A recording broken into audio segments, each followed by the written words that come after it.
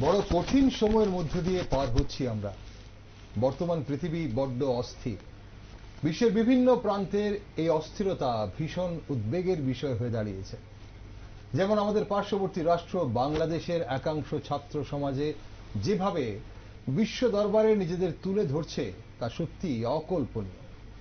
শোনা যায় গণ অভ্যুত্থানের পর প্রায় 1000 খানেকেরও বেশি শিক্ষককে অপমান করে পদত্যাগ করতে বাধ্য করা হয়েছে সেই দেশে।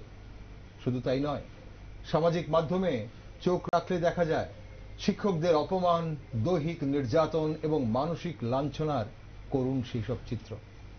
এমন গণহারে শিক্ষক নির্যাতনের ঘটনা গোটা বিশ্বে বিরল। আর এমনই একটি কঠিন সময়ের মধ্যে দিয়ে আগামীকাল আমাদের দেশে পালিত হবে শিক্ষক দিবস। গোটা বিশ্বে 5ই অক্টোবর পালিত হলেও আমাদের দেশে 5ই সেপ্টেম্বর পালিত হয় শিক্ষক দিবস। ভারতবর্ষের দ্বিতীয় রাষ্ট্রপতি ডক্টর সর্বপল্লী রাধাকৃষ্ণনকে সম্মান জানিয়ে প্রতি বছর 5ই সেপ্টেম্বর আমাদের দেশে শিক্ষক দিবস পালিত হয়। ডক্টর রাধাকৃষ্ণন ছিলেন একজন দার্শনিক, রাষ্ট্রনায়ক এবং শিক্ষাবিদ, যিনি শিক্ষা ও শিক্ষায় গুরুত্বপূর্ণ অবদান রেখে গেছিলেন। উনি বলেছিলেন, teachers should be the best minds in the country.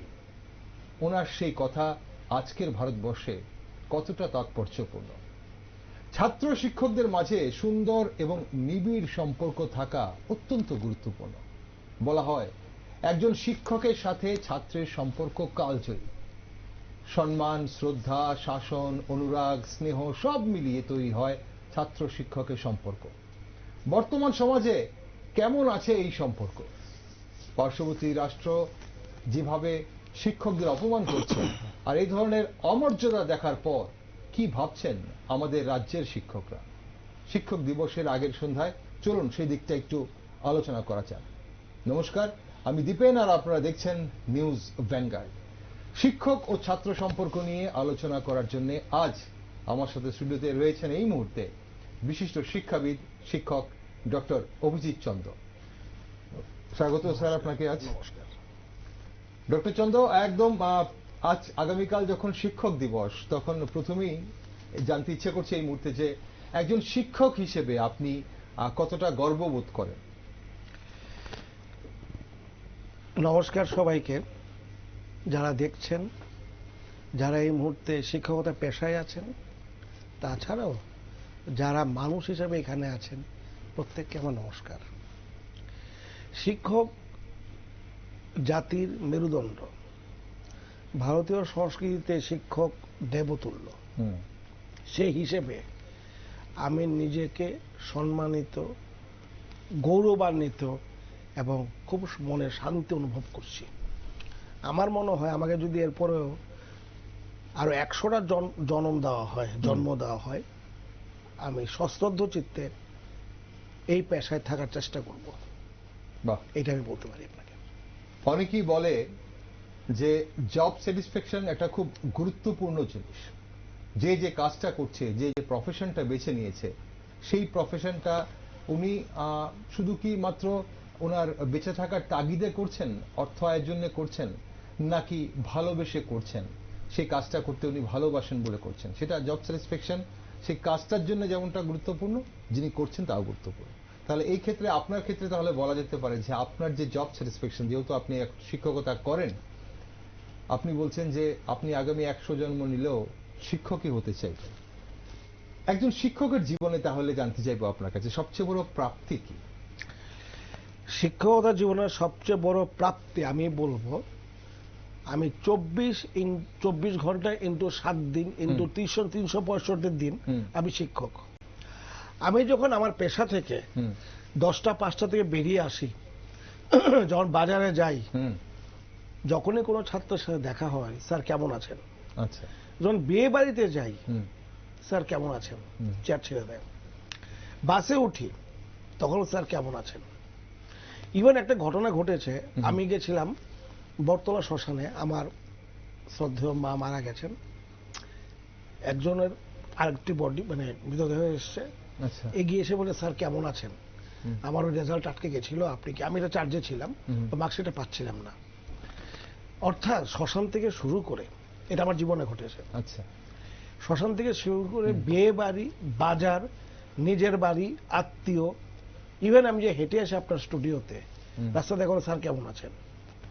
অর্থাৎ আমি যে শিক্ষক, আমি বেতন ভাই 10টা থেকে 5টা কাজের জন্য আমাকে টাকা দেওয়া হয়, কিন্তু আমি 24 ঘন্টাই শিক্ষক। শুধু তাই নয়, মানুষের ফোন করে, স্যার এটা তো বুঝতে পারছি না, ওটা কিভাবে হবে, মানে ক্লাসের পর সবসময় আমি চেষ্টা করি সাহায্য করার। এই মানসিকতা যদি থাকে কারো, তাকে এই পেশায় আসা একদম দরকার। আচ্ছা, প্রত্যেকের জ্ঞান আছে, প্রত্যেকের ডিগ্রি উপার্জন করে, আমার থেকে অনেক অনেক বেশি ডিগ্রি আছে, অনেক বেশি জানে, অনেক অনেক কম জানে। প্রশ্নটা হলো, যাদের সঙ্গে আমি ডিল করি, প্রথম তারা ভরসা পায় কিনা, ফার্স্ট অ্যান্ড ফরমোস্ট। হ্যাঁ, স্যারকে ফোন করলে স্যার কিছু না কিছু একটা রাস্তা বাতলে দেবে। দ্বিতীয়ত, এই পেশাতে ভরসার জায়গা। আর দ্বিতীয়ত, আপনার মনে আমার সঙ্গে কথা বলে আনন্দের উদ্রেক হয় কিনা। আচ্ছা, জীবনে আপনি যে অবস্থায় থাকুন না কেন, যে কাজই করুন না কেন, যদি মনে আনন্দ নিয়ে কাজ না করেন, সেই কাজটা বা সেই অবস্থাটা আপনার দুর্বিষহ হয়ে ওঠে। তার জন্য ক্লাসে হোক, বাইরে হোক, স্কুলের চৌহদ্দির মধ্যে হোক, কলেজের চৌহদ্দির মধ্যে হোক, সমাজের মধ্যে হোক, একজন শিক্ষক শুধু জ্ঞানী বললে ভুল হবে। তার সাথে যখন কেউ কথা বলবে, সে যেন নিজেকে আনন্দিত বোধ করে এবং ভরসা পায়, এটি হওয়া উচিত আমার মতে। ঠিক, মানে একজন শিক্ষক, আপনি যেটা বলছেন যে একজন শিক্ষক তো 24 ঘন্টাই শিক্ষক, কিন্তু যে কোনো প্রফেশনে যারাই থাকেন না কেন, ওনার যেমন একজন চিকিৎসক 24 ঘন্টায় চিকিৎসক, একজন সাংবাদিকও 24 ঘন্টা সাংবাদিক, কিন্তু শিক্ষকরা সেই আপনি যেটা বলছেন যে কাজের সময়ের পরেও যেটা পায় হচ্ছে যে আপনাদের এই যে সম্মান, প্রত্যেকটা মুহূর্তে রাস্তায়, বাজারে, বিয়ে বাড়িতে, অনুষ্ঠান বাড়িতে, যেখানেই আপনি যাচ্ছেন, এই সম্মানটা শিক্ষকদেরই প্রাপ্তি হয় এবং এই সম্মানটা প্রতিনিয়ত শিক্ষকদের মনে করিয়ে দেন যে ওনারা অবশ্যই জাতির মেরুদণ্ড। এখন একজন শিক্ষকের জীবনে প্রাপ্তি তো আপনি বললেন, আর সবচেয়ে বড় চ্যালেঞ্জ কি দেখেন একজন শিক্ষকের জীবনে? আপনার জীবনে শিক্ষকতা করতে গিয়ে কি মনে হয়েছে যে এটা তো বিশাল বড় একটা চ্যালেঞ্জ? সবচেয়ে বড় চাপ আমার মনে হয়েছে, বাবা মা কাছ থেকে ছেলেটি 6 বছর বয়সে বাবা মা তুলে দেয় শিক্ষকের হাতে, এই ভেবে আমার ছেলে মেয়ে অন্তত কিছু একটা জায়গায় যাবে, এনারা করে দেবেন। আর যাই হোক, আমার ছেলে মেয়ে তার শিক্ষায়, তার আচরণে, সব দিক দিয়ে একটি ভালো মানুষ গড়ে উঠবে। তার যে এক্সপেকটেশন, সেই এক্সপেকটেশন দায়টা আমার কাছে আসে। সেটা প্রাইমারি যেটা আমার হাতে খড়ি হয়েছিল, সেইখান থেকে একদম যখন আমি রিসার্চ করি পিএইচডি, সেই দিন পর্যন্ত আমার বাবা মা এবং যারা দেখছেন, যাদের ছেলে মেয়ে এখনো পড়ছে বা পড়েছে বা পড়বে, প্রত্যেকে এই ভরসাটা দিয়ে যে আমাদের কাছে পাঠায়, ব্যক্তি অভিজিৎ চন্দ্র এবং আরো সবার কাছে, এইটা ধরে রাখা, এইটাকে পালন করা, এই যোগ্যতায় নিজেকে যোগ্য জয়ী হওয়া, নিজেকে সেই ভরসার জায়গাটাকে এইটাকে ধরে রাখা এবং সঙ্গে নিয়ে চলা, এইটাই সবচেয়ে বড় চ্যালেঞ্জ আমার কাছে মনে হয়েছে এই পেশাতে। ঠিক, আসবো আপনার কাছে আরেকবার। দর্শক বন্ধুদের এই মুহূর্তে জানিয়ে দিই যে আমরা আমাদের সঙ্গে আজকে শিক্ষক দিবস স্পেশাল এই যে টক শোতে আরো একজন বিশিষ্ট শিক্ষাবিদকে পেয়ে গেছি আমরা, মায়া মুখোপাধ্যায়কে। স্বাগত আপনাকে ম্যাডাম।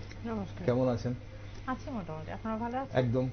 আমরা আজ অবশ্যই আগামীকাল শিক্ষক দিবস এবং তাই আজ সন্ধ্যায় আমরা নানান বিষয় নিয়ে আলোচনা করছিলাম, কিন্তু বিষয়টা আমাদের আজকের যে মূল বিষয়, আলোচ্য বিষয়, সেটা হচ্ছে যে ছাত্র শিক্ষকের যে সম্পর্কটা, গোটা বিশ্ব যেভাবে অস্থির আমরা দেখছি এই মুহূর্তে, সেখানে শুধু আমাদের দেশে নয়, গোটা বিশ্বেই শিক্ষকদের বিরাট একটা ভূমিকা রয়েছে।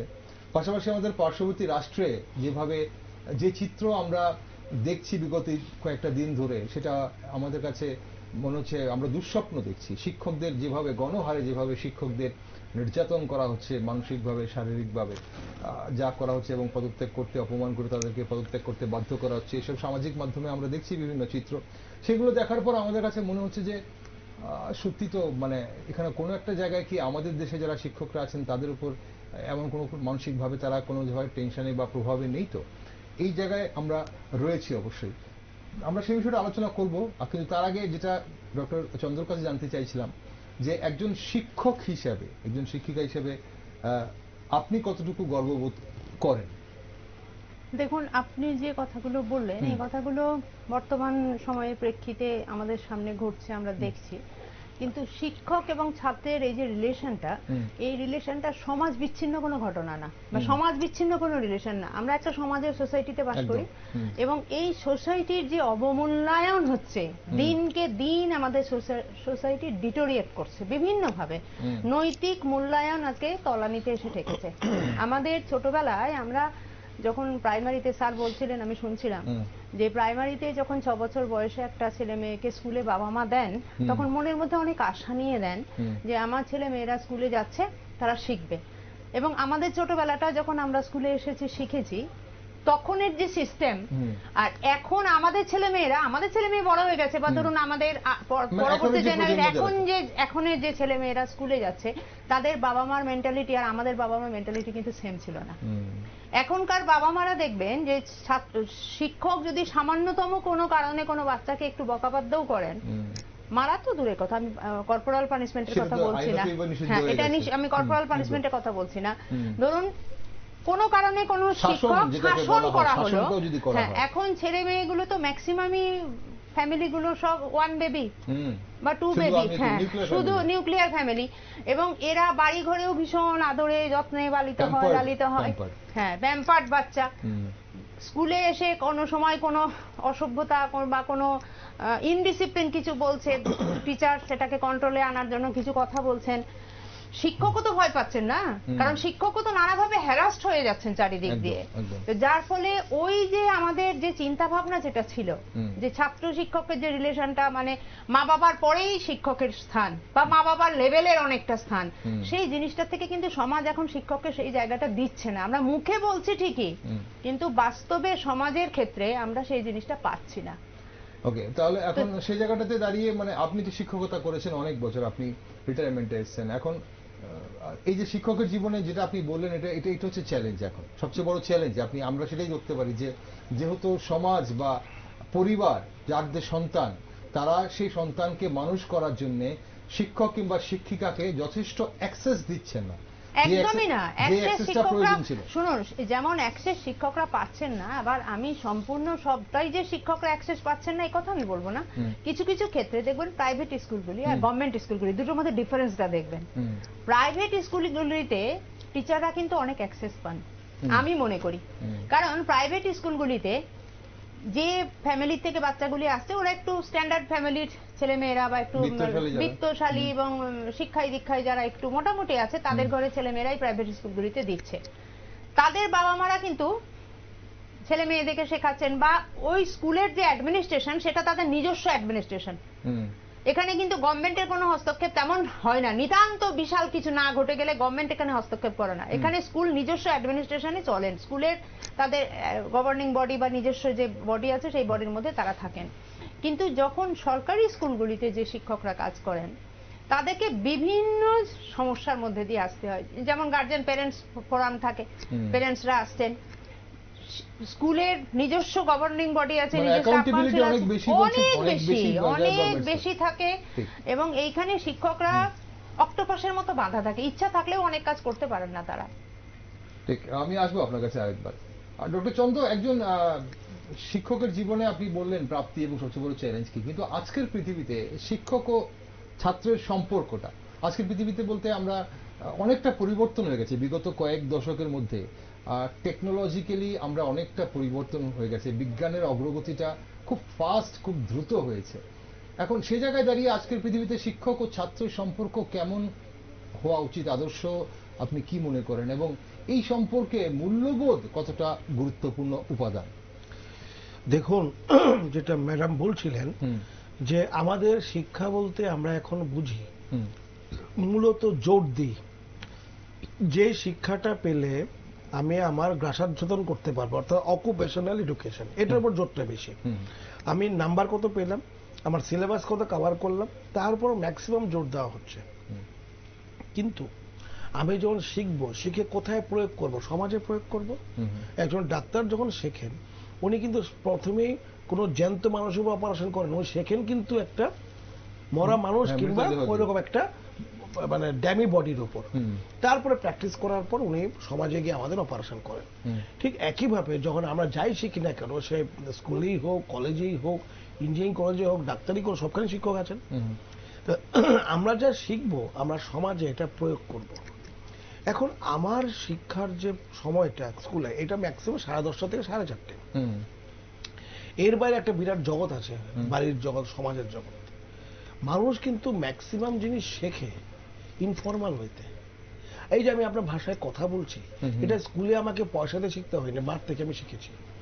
যার জন্য প্রত্যেকের জীবনে পৃথিবীতে তার প্রথম শিক্ষাগুরু তার মা, যার জন্য বলা হয় মাদার টাং বা মাতৃভাষা। যাদের কপাল খারাপ, যে মা না থাকে, তার যে কি কষ্ট এই বয়সে, যে ভুক্তভোগী সেই জানে। ফলে আমাদের এই স্কুল কলেজে যে বর্তমানে গত 20-30 বছর বা 50 বছর মধ্যে সবচেয়ে বেশি জোর দেওয়া হয়েছে, একমাত্র জোর দেওয়া হয়েছে তুমি কত নাম্বার পেয়েছো, সিলেবাস কত কভার করেছো। তার পাশাপাশি যে আপনি খুব সুন্দর মূল্যবোধের কথা বলেছেন, এইটা কিন্তু চর্চা, মূল্যবোধ কিন্তু এই শিক্ষা কিন্তু চর্চার ব্যাপার। জ্ঞান অর্জন একটা জিনিস, কিন্তু আমি চর্চা না করলে বোঝা যায় আমার জ্ঞানটা আছে কিনা। ঠিক। আমি কিন্তু সমাজবদ্ধ জীব, আমি সমাজে থাকবো। এখানে কিন্তু আমাদের ওয়ার্ক ডিভিশন আছে, কেউ বাজারে বাজার করছে, আবার কেউ বিক্রি করছে, কেউ কিনছে, কেউ তৈরি করছে। প্রত্যেককে যে মানুষ হিসেবে সম্মান, তার কাজের সম্মান, এটা যদি না শেখানো হয় তাহলে কিন্তু এই পর্যায়ে আসে। হ্যাঁ, এটা ঘটনা। বর্তমান যুগে আমার যে বিজ্ঞানে অনেক এগিয়ে গেছি, আমাদের কিন্তু ডিমান্ডও বেড়ে গেছে। আমার কালার টেলিভিশন লাগবে, আমার মোবাইল ফোন লাগবে, আমার গাড়ি লাগবে, অর্থাৎ কনজিউমারিজম। তার জন্য আমার প্রচুর পয়সা লাগবে। অর্থাৎ এই বেশি পয়সা কোথায় আমি পাবো, সেটার প্রতি আমি ছুটছি। কিন্তু এই পয়সা যখন অর্জন করলাম, তার পুরোটাই 50 বছরের পর বিভিন্ন হাসপাতাল, ডাক্তারে গিয়ে আবার দিয়ে আসছি। কারণ আমার যে একমুখী বিকাশ বা বৃদ্ধি, সেটা আমাকে অসুস্থ করে ফেলছে। এই যে অসুস্থতা, এটা কিন্তু আছে মূল্যবোধের শিক্ষা থেকে। অর্থাৎ স্বাস্থ্য সচেতন, মানসিক সচেতন, এবং যে শিক্ষা আমার চাহিদাকেও নিয়ন্ত্রণ করবে, বডি, মাইন্ড অ্যান্ড সোল। এখান থেকে আমরা বোধহয় অনেকটা দূরে সরে গেছি, যার জন্য আমাদের বাধ্যগত হতে হয়েছে এনইপি 2020টা এখানে নিয়ে এসে, যাতে আমার যে পেশাগত শিক্ষা তার সাথে আর যা যা করলে সমাজ আমি সুস্থভাবে বাঁচতে পারি। যেমন আজকে কি একটা অবস্থা পরিবেশের, এই পরিবেশকে ধ্বংস তো আমরাই করছি। গাছপালা কেটে দিচ্ছি, গাড়ি থেকে ধোঁয়া ছাড়ছি, শহরগুলোকে আমরা সব সিমেন্ট, কংক্রিট বেঁধে দিই যাতে আমাদের সুবিধা হয়।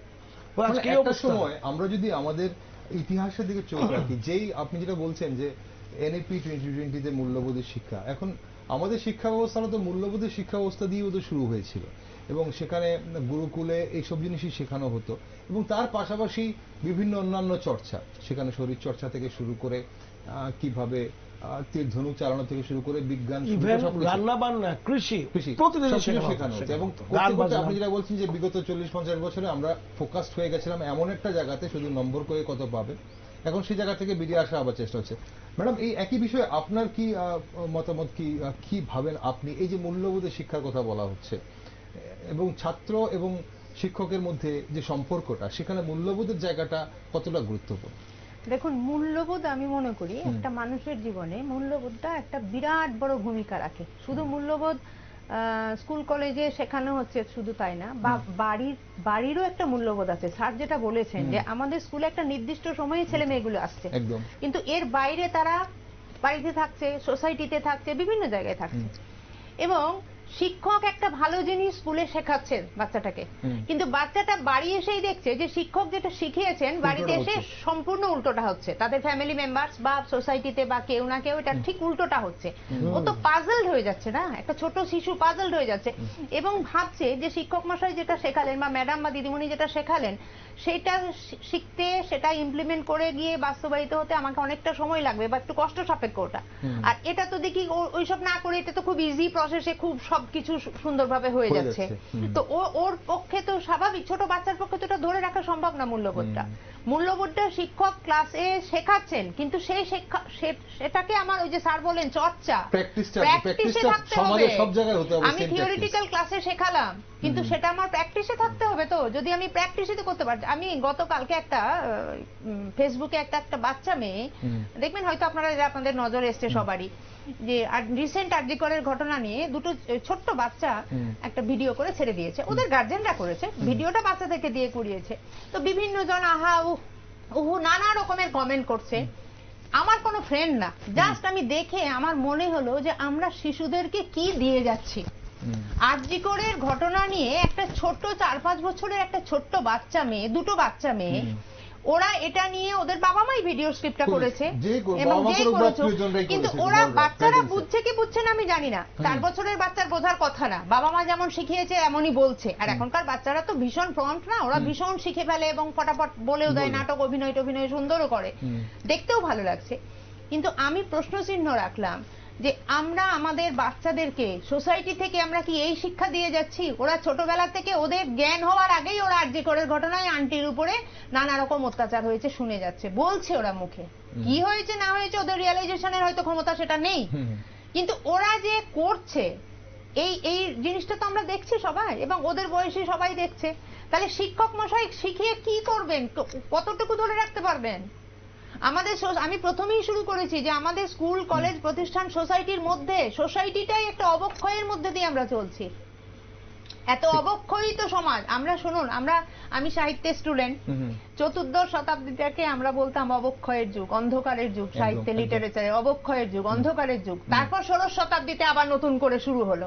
তো এই যে 14দশ শতাব্দী এবং 15দশ শতাব্দীটাকে আমরা অবক্ষয় বলেছি না, তো আমার মনে হয় এই এখন যে আমাদের 21শ শতাব্দীর যে জায়গাগুলো চলছে, মানে দ্বাবিংশ শতাব্দী আসতে যাচ্ছে, এটাও একটা আমাদের সামাজিক অবক্ষয়ের যুগ।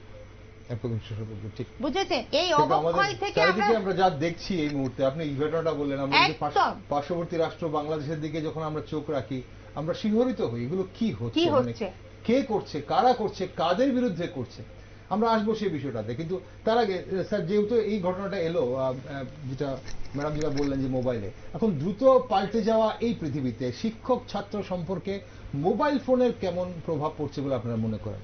বিশেষ করে দু তিনটে দিক যদি আমরা দেখি, যেমন অনলাইন থেকে আমরা দেখি শিক্ষক শিক্ষিকারা রিলস তৈরি করতে ব্যস্ত, করছেন, রিলস সবাই করতে পারে, এটা একটা ব্যক্তিগত ব্যাপার, করতেই পারে, কিন্তু তার মধ্যে ওনার মাথায় কতটুকু থাকে অনেকেরই, শিক্ষকদের সবার, যে আমার তো ছাত্র ছাত্রীরাও যারা আমাকে পছন্দ করে, পছন্দ করে না, দেখবে। 1, 2, স্কুল টিউশন ছাড়াও যে কোনো সময় শিক্ষকরা অ্যাভেলেবেল হয়ে যাচ্ছেন, যেটা কিছুক্ষণ আগে স্যার আপনি বলছিলেন যে হ্যাঁ আমি ইচ্ছে হলে এক্ষুনি স্যারকে ফোন করে দিচ্ছি, ইচ্ছে হলে আমার প্রয়োজনে ফোন করে দিচ্ছি, সেটা পড়াশোনার জন্য হোক বা অন্য কোনো কাজের জন্য হোক।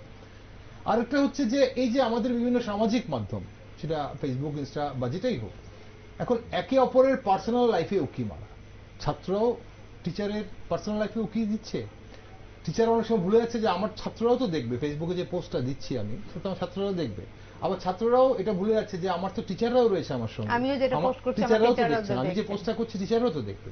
এই জায়গাটাকে কিভাবে দেখছেন আপনারা? এটা এই সম্পর্কের মধ্যে টানাপোড়েনের কি সৃষ্টি হচ্ছে এটার জন্য?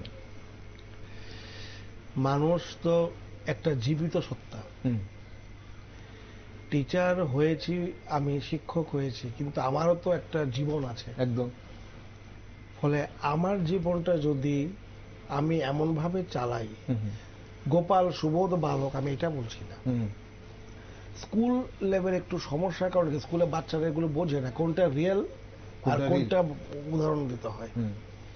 যে কথাগুলো ম্যাডাম বললেন, মোবাইল এমন অবিচ্ছেদ্য অংশ। আমাদের দুটো হাত, এখন বলতে 3টে হাত, মোবাইল না থাকলে মনে হয় অসহায় মনে হয়। ঠিকই। আচ্ছা বলুন তো, আপনি মোবাইলকে বাচ্চারাকে বললে, গার্জিয়ানরা বলে আর বলবেন না, খালি মোবাইল নিয়ে থাকে। আমি বললাম আপনি কতক্ষণ মোবাইল দেখেন? আপনি দেখি আমার এখানে এসছেন বাচ্চাকে নিয়ে, ছাত্রকে নিয়ে, তখন তো মোবাইলটাই দেখে যাচ্ছেন, আমাকে দেখি না আমি 1 মিনিট মোবাইল ছাড়া। তো হে স্যার ঠিকই তো বলেছেন, আমি শুধু ঘুমানো ছাড়া মোবাইলে দেখলে ফাঁকা, জীবনটা ফাঁকা ফাঁকা মনে হয়। তো মা বাবা, বাচ্চা কি দোষ করলো? তাহলে বাচ্চাই বা কি দোষ করলো? নাম্বার 1, আমি যদি নিজে ধূমপান করি, আমি তো আজকে বলতে পারি না ধূমপান করা খারাপ, তুমি খেও না, আপনি আচরি ধর্ম, প্রথম কথা। অর্থাৎ এটা প্রথম দেখতে হবে যে বাড়ির পরিবেশটা কি, বাড়িতে যদি সবাই মানে এই দিকে বেশি ঝুঁকে থাকে এবং সেইটা বাচ্চারাও নিয়ে নেবে। এখন মুশকিলটা হলো স্কুল লেভেলে, মানে 20, 18, 19 বছর পর্যন্ত কোনটা দেখা দরকার, কোনটা দেখার দরকার না, কোনটা আমার কাজে লাগবে, কোনটা কাজে লাগবে, এই বোধটা তৈরি হয় না। আর বোধ তৈরি হয়েও লাগবে, যেটা আমার মনে ভালো লাগে সেটাই কিন্তু আমি দেখি। সেটা সামাজিকও হতে পারে, এটা অসামাজিকও হতে হবে। চয়েস, ডেমোক্রেসি, আমাদের গণতন্ত্রে বসবাস করি, গণতন্ত্রের মূল কথা হলো চয়েস। আমার এখানে 500 রকম দল থাকবে, তার থেকে আমি চুজ করব। বাজারে আমি 500 রকম জিনিস থাকবে, তার থেকে আমি চুজ করব। কিন্তু আমার ভালো খারাপটা চুজ করার যে বিষয়টা, সেটা তো এই ছোটদের মধ্যে আসছে না, তাদের তো জানা হচ্ছে না। তাহলে এখন আমি যখন জানি, ধরুন টিচার হয়ে আমি যখন স্কুল লেভেলে, আপনি স্কুল লেভেলের কথা বলছেন, এখন আমি স্কুল লেভেলের টিচার, তাহলে আমার দায়বদ্ধতা কি বেড়ে যাচ্ছে যে আমার তো ছাত্রছাত্রীরা যারা আমার সঙ্গে যুক্ত আছে বা যারা আমার এটা দেখতে পারে, যাদের নজরে আসতে পারে, তাহলে সেই জায়গাটাতে আমার কি সতর্ক থাকার সম্ভাবনা, মানে প্রয়োজনটা বেশি এখানে? সতর্ক থাকাতে বড় দরকার। আমি যেটা মনে করি এই বয়সে এসে, যে আমার প্রয়োজন কি। আরেকজন একটা বড় গাড়ি কিনলো, আমারও দরকার। এই যে কনজিউমারিজম, এইটা একটু যদি মেপে চলতে পারি, তাহলে মনে হয় আমার জীবনটা তো ভালো হবে এবং আমার সংস্পর্শে যারা আসবে তাদের জীবনটা ভালো হবে। আমি বলছি না আপনি করবেন না, কিন্তু আমার বক্তব্য এই জায়গাতে, আমাকে অনেকে বলে আপনি কত টাকা মাইনে পান, কত টাকা মাইনে পান? আপনি 10 লাখ 20 লাখ 1 কোটি টাকা দিয়ে থাকেন, যারা প্রচুর টাকা পায় তাদের জীবনে কি শান্তি আছে? তারা সুখ কিন্তু শান্তি কি?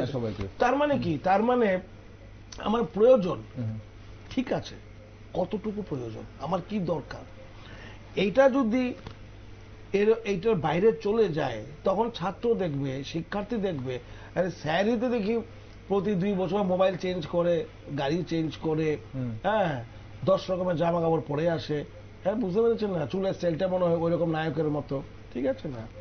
তো এইগুলি কলেজে যারা পড়ে তারা বোঝে ব্যাপারটা, এই বোধটুকু হয়। বাড়িতে দেখুন, আমার প্রধান শিক্ষক আমার মা এবং বাবা। আমি বললামই তো, আমরা এখান থেকে শিখি, ম্যাডামও বললেন সেটা। বাবা মা যদি এই বোধটা থাকে, তাহলে ছেলে মেয়ে কি করে আপনার অন্যদিকে চলে যাবে। আরেকটা খুব গুরুত্বপূর্ণ ব্যাপার, সেটা হলো শিক্ষকদের বলা হয় ফ্রেন্ড, ফিলোসফার অ্যান্ড গাইড। এখন প্রতিটি বাড়িতে 1টা কি 2টো ছেলে মেয়ে। পড়াশোনার বাইরে এখন তো আমি কাউকে খেলতে দেখি না, মাঠগুলো ফাঁকা পড়ে থাকে, তারা সব কম্পিউটারে গেম খেলে। খেলাটাও এখন এই হাতের মোবাইলে, টেকনোলজি ভিত্তিক হয়ে গেছে। মানে শরীর চর্চা ব্যাপারটাই তো নাই। শরীর চর্চা এগুলি না থাকে, এই ব্যাপারগুলি না থাকে, ভালো মন যদি আপনার তৈরি করতে, ভালো স্বাস্থ্য তৈরি করতে হবে। ওকে ম্যাডাম, আপনার কি মনে হয় এই জায়গাটাতে ছোট্ট করে আমাদের এই যে টেকনোলজির প্রভাবটা এই সম্পর্কের উপর কিভাবে পড়ছে বলে মনে করছেন আপনি? আমি এই প্রসঙ্গে স্যার যেটা বলেছেন সেটার সঙ্গে আমি আরেকটু যেটা বলতে চাইছি, যে এই টেকনোলজি ব্যাপারটা ছাত্রছাত্রীদের মধ্যে সবথেকে বেশি এফেক্ট হয়ে গেল করোনা কালে। যখন আমরা কলেজ স্কুল বন্ধ হয়ে গেল, তখন বাধ্য হয়ে বাবা মাদের কিনে দিতে হলো। এবং এমনও হয়েছে অনেক গরিব বাবা মা অ্যান্ড্রয়েড মোবাইল কিনে দিতে পারছে না, ছেলে মেয়ে সুইসাইড করেছে, আমরা এগুলো দেখেছি। এই পড়াশোনার জন্য ওরা কিনতে পারছে না, সুইসাইড করেছে বাবা মা। এগুলো আমাদেরকে খুব কষ্ট দিয়েছে, ব্যথা দিয়েছে। এবং তখন যেহেতু ওই সময়টাই বাধ্য হয়েছে বাবা মা কিনে দিতে ছেলে মেয়েদের পড়াশোনার জন্য, তো ওই সময় অনলাইন ক্লাস যেগুলো হয়েছে এগুলো হচ্ছে, বা স্টিল নাও এখনো কিন্তু অনলাইন ক্লাস ছেলেমেয়েরা করে না তা না। যেমন ধরুন বাইরে থেকে যারা জয়েন্টে পরীক্ষা দিচ্ছে, পড়াশোনা করছে বা নিজের বিভিন্ন প্রিপারেশন নিচ্ছে, তারা অ্যান্ড্রয়েড ইউজ করছে, কিন্তু বাদ বাকি সময় ওদের এন্টারটেনমেন্ট করছে। সিনেমা দেখছে বা অন্য কিছু খেলা করছে, গেম করছে, এগুলো তো আছে, এগুলো আছে। কিন্তু এর বাইরেও স্যার একটা সুন্দর কথা বলেছেন যে গণতন্ত্রের দেশ তো, চুজ করা, সামাজিকও চুজ করতে পারি, অসামাজিকও কিছু চুজ করতে পারি, যেটা মোবাইলে আছে।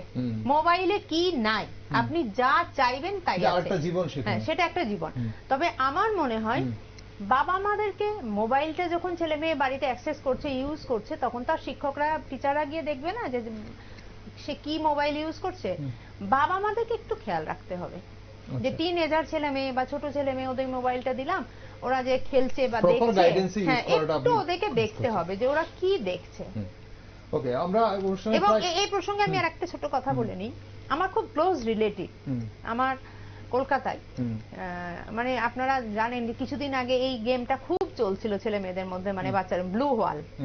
এবং ব্লু হোয়াল এমন একটা গেম, সেই গেমটা খেলতে খেলতে খেলতে খেলতে যখন লাস্ট স্টেজ হবে, দীর্ঘদিন যাবত এই ব্লু হোয়াল গেমটা খেলতে খেলতে একটা লাস্ট স্টেজে গিয়ে সুইসাইড। এবং আমার খুব ক্লোজ রিলেটিভ, একমাত্র ছেলে, আমার খুড়তুতো বোনের একমাত্র ছেলে, আমার খুড়তুতো বোন মেট্রো রেলের বিরাট বড় অফিসার, ওর হাজব্যান্ড ইঞ্জিনিয়ার, হ্যাঁ তার একমাত্র ছেলে ব্লু হোয়াল গেম খেলতে খেলতে ছেলেটা মারাই গেল, সুইসাইড হয়ে গেল, একমাত্র, অনলি ওয়ান সান। এবং এই যে ব্লু হোয়ালের যে, আমি যেটাই বলছি যে বাবা মাকে দেখা, আমার বোনও দেখতে পারছিল না, আমার বোনের হাজব্যান্ড ওরা সার্ভিস নিয়ে ব্যস্ত, আমার কাকিমার কাছে বাচ্চাটা থাকতো, কাকিমার একটু বয়স বেশি, কাকিমা ভাবতো, আর পড়াশোনায় খুব হেয়ার স্কুলের স্টুডেন্ট, পড়াশোনায় ভীষণ ভালো রেজাল্ট করে, কিন্তু ও যে কি করছে এটা তার ভিতরে গিয়ে কেউ দেখছে না। প্রপার গাইডেন্সের প্রয়োজন রয়েছে, দেখতে হবে, ওয়াচ রাখতে হবে, বাবা আমাদের ওয়াচ করতে হবে। হ্যাঁ, আমরা অনুষ্ঠানের একদম শেষ পর্যায়ে চলে এসেছি, খুব বেশি সময় নেই। পার্শ্ববর্তী রাষ্ট্রে আমাদের যা হচ্ছে সবাই আমরা অবগত আছি। এখন সেখানে ছাত্র সমাজে যে উচ্ছৃঙ্খলতা লক্ষ্য করা গেছে, তো তার কোনো প্রভাব কি আমাদের ছাত্র সমাজের ওপর পড়তে পারে বলে আপনারা মনে করেন? অবশ্যই। শুনুন, এটা একটা, স্যার বলবেন? অবশ্যই, কারণ কি যে কোনো জিনিসই সংক্রামক রোগের মতো এগুলো, জানেন তো, যে কোনো জিনিসই, সেটা বাংলাদেশেই হোক বা আমাদের কলকাতায় হোক বা ত্রিপুরাতেই হোক, এই বয়সী ছেলে মেয়েরা ওরা কিন্তু এগুলো দেখে এবং এগুলো ওরা ইউজ করে, ওরা করবে, এটা ব্যবহার করবে। কারণ কি দেখুন, হ্যাঁ আমাদের ত্রিপুরাতে এরকম ঘটনা, গত পরশুদিন কাঞ্চনপুরের ঘটনাটা দেখলেন তো, যে কি কত বড় একটা নৃশংস ঘটনা হয়ে গেল। ক্লাস 10 এর মেয়েটাকে প্রকাশ্য দিবালোকে কাঞ্চনপুর বাজারে ছুরিকাঘাত করে মেরেই ফেললো একটা ছেলে, সে কলেজের স্টুডেন্ট, এবং সে নিজে সুইসাইড করলো। এটা আমরা ভাবতেও পারছি না, কিন্তু হচ্ছে এই কারণেই আমি যেটাই আপনাকে বলেছি, আমরা সবাই সামাজিক জীব এবং একটা প্রভাব পড়ে, নিউজে হোক, টিভিতে হোক বা মোবাইলে হোক, তারা দেখছে বিভিন্ন প্রোগ্রামগুলো বা বিভিন্ন জিনিস, ওই যে স্যার বলেছেন সামাজিক অসামাজিক সবই তারা দেখছে, দেখার পরে স্বাভাবিকভাবে প্রভাবিত হচ্ছে এবং হবে। আপনি কি মনে করেন এই যে যেভাবে আমাদের পার্শ্ববর্তী রাষ্ট্রে যা হচ্ছে তাতে প্রভাব কতটা পড়বে আমাদের?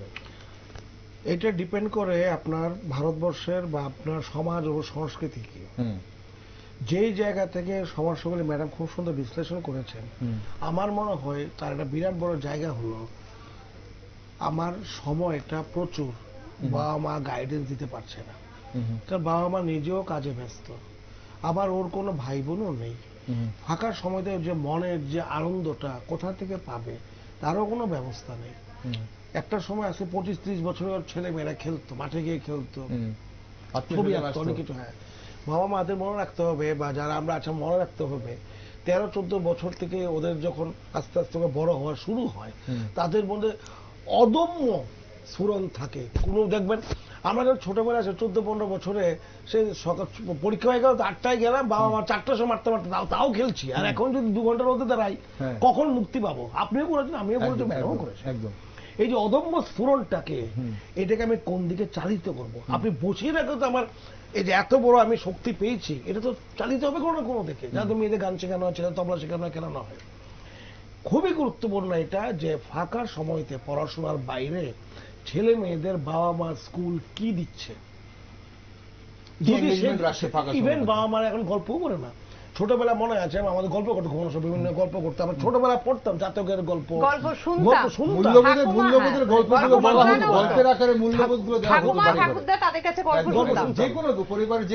ওই সময়টা ইউটিলাইজ হতো মূল্যবোধ। এখন হয়ে গেছে কি, একটা ছোট্ট ঘটনা বলে বিশেষ করে আপনারা জানেন, সেটা বিয়ের সময় জানেন কি বলে, যখন আমরা সম্পর্ক করি, ঝামেলাহীন পরিবার। তা আমি একবার জিজ্ঞাসা করলাম, এটা হচ্ছে এই যে অ্যাডগুলো দেয়, ঝামেলাহীন পরিবার কারা কারা ঝামেলা? বলছে হাজবেন্ডের বোন, বাবা, মানে আমি যাকে বিয়ে করব বাকিরা সবই যদি না থাকে তাহলে এটা ঝামেলাহীন পরিবার। মানে যাকে ধরুন ঝামেলাহীন, তো মানুষের সম্পর্ক যখন এই পর্যায়ে যায়, ঠিক সেটাই ম্যাডাম বলছিলেন যে আমাদের সমাজ ব্যবস্থা, সমাজের যে মূল্যবোধ, গোটা সমাজের পরিবেশ, ভালো পরিবেশ এবং বাইরে তৈরি করতে হবে। ভালো পরিবেশ তোলার দায়িত্ব শিক্ষকের এবং বাবা মাদের এবং সমাজের প্রত্যেকের বেশি। এইটা থাকলে যারা যা করতে পারে যাদের পরিবারে, সেইখানে এই সমস্যাগুলো এখনো প্রকটভাবে দেখা দেয়নি। এটাই আমাদের। আমি লাস্ট একটা স্যারের সঙ্গে, স্যার যেটা বলেছেন খুব সুন্দর কথা, এটার সঙ্গে একটা কথা বলতে চাই। বাংলাদেশের কথাটা আপনি বলছিলেন তো, বাংলাদেশ তো এখন নতুন একটা সরকার, টালমাটাল সব ব্যবস্থা চলছে, হ্যাঁ অন্তর্বর্তী সরকার। যে দেশে সরকারটা, প্রশাসনটা ঠিক থাকে, সেই দেশে এই টালমাটাল ব্যবস্থাগুলিকে কন্ট্রোল করা যায়। মানুষের ভয় ভীতি থাকে যে আমি এরকম করছি, আমার একটা পানিশমেন্ট হয়ে যাবে, অমুক হবে তমুক হবে। তো এই জন্য একটা দেশের সরকার স্থিতি বা একটা দেশের সামাজিকতা, অর্থনৈতিক, সোশিও ইকোনমিক স্ট্যাটাস টোটালটাই নির্ভর করে কিন্তু আমাদের গভর্নমেন্টের উপর। গভর্নমেন্টই এটাকে ঠিক করে আমাদের সামাজিক অবস্থানটা কেমন হবে না হবে। শিক্ষক দিবসের প্রাক্কালে আপনাদের অগণিত ছাত্রছাত্রীরা রয়েছে, আমাদের এই আজকে অনুষ্ঠানও দেখছে, হয়তো অনেক ছাত্রছাত্রীরা দেখছে। আর ছোট্ট করে দুজনের কাছেই বলবো, স্যার প্রথমে আপনি, তারপর ম্যাডাম, কি বার্তা দেবেন সবার জন্য? আমাদের যে ভারতবর্ষের মূল্যবোধ, স্বাধীনতা এবং গণতন্ত্র, এটা প্রথম পরিবারে বজায় রাখতে হবে। এইখানে যদি হাজবেন্ড বা ওয়াইফ ডোমিনেটিং থাকে, সেটাই তার মধ্যে গড়ে উঠবে। সেটারই প্রকাশ আমি বাংলাদেশে দেখতে পাবেন। অর্থাৎ গায়ের জোরে দমিয়ে রাখা, গায়ের জোরে কাউকে দমানো যায় না, পৃথিবীতে এটা আজ পর্যন্ত হয়নি, কিছুদিন হবে। পরিবারটা খুব গুরুত্বপূর্ণ। একটা পরিবারের আসল আমাদের শেখায়, বা আমার শেখায়, এবং শিক্ষকদেরও কিন্তু এটা মানতে হবে। আমার মতের সাথে নাও মিলতে পারে, কিন্তু আমার মতো সে মেলে না মেলে মানে কিন্তু এটা বেঠিক না। আমাকে অ্যাকসেপ্ট করার ক্ষমতা, এই জিনিসটা খুব দরকার। তাহলে আপনি বাংলাদেশ কোনো কিছু রিপিট হতে পারবেন না। গণতান্ত্রিক এবং স্বাধীনভাবে বাঁচা।